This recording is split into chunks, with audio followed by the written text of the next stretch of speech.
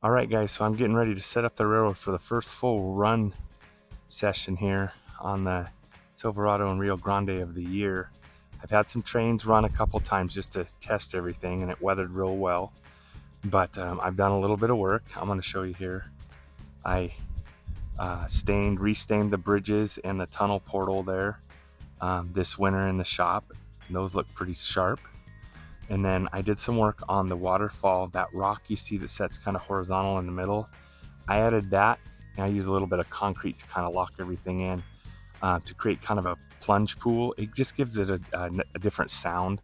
I like it, so we'll see how that goes tonight as we get ready to run trains.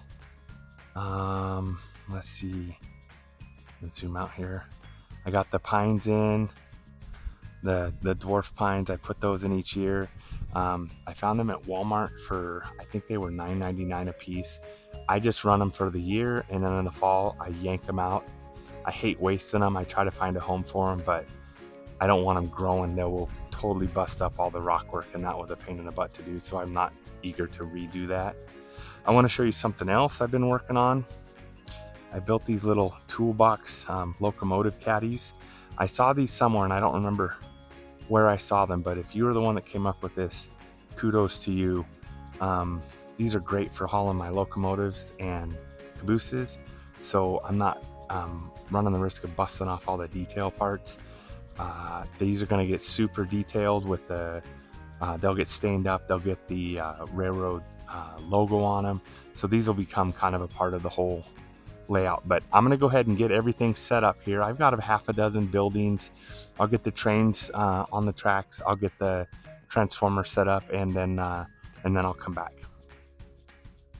Okay guys, here you go. It took me about 10 minutes. Let's talk about it real quick. So over at this end of the layout, you got the sawmill project. That was a 4-part video series. We built that last year in year 1. This is only year 2 of the railroad. And you spin around this way. We got the water tower. Again, we got to build video on the water towers we did. And then there's a little loading platform.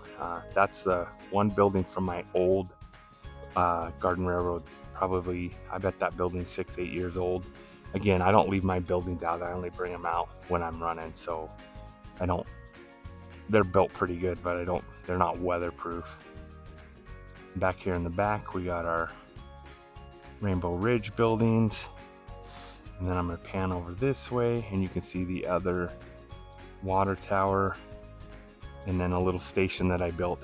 Kind of took inspiration from, I think it's a polka kit, and Grizzly Flats, and the at New Orleans Square. I just kind of hodgepodge that kind of idea together. I'll do a video on it, on what I did to build that coming up. Okay, so I got the track cleaned, I got the layout set, so let me put some trains on here and we'll get this thing running. Okay, so I've got the trains ready to go. I just want to kind of talk real quick here. So last year I bought both of these locomotives. My wife really liked the one on the lower loop. That's a 260 Pico. I got that used, and it's been a great runner. Whoever had it before took really good care of it, so we like to run it. And then up on top is a 240 LGB, and it's just a workhorse. I bought both of these off of eBay last year, and they've been great for the layout.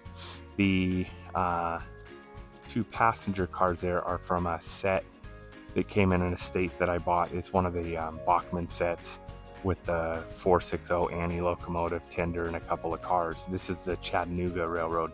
We're gonna badge those with the Disneyland Railroad logo on them, and then do the same thing with the tender. I know it's not perfectly Disney accurate with the 440s that they run, but it's gonna look pretty cool. Anyways, let me get these started and I'll come back. All right, here we go. We got trains running. I'm just gonna be quiet and take it in.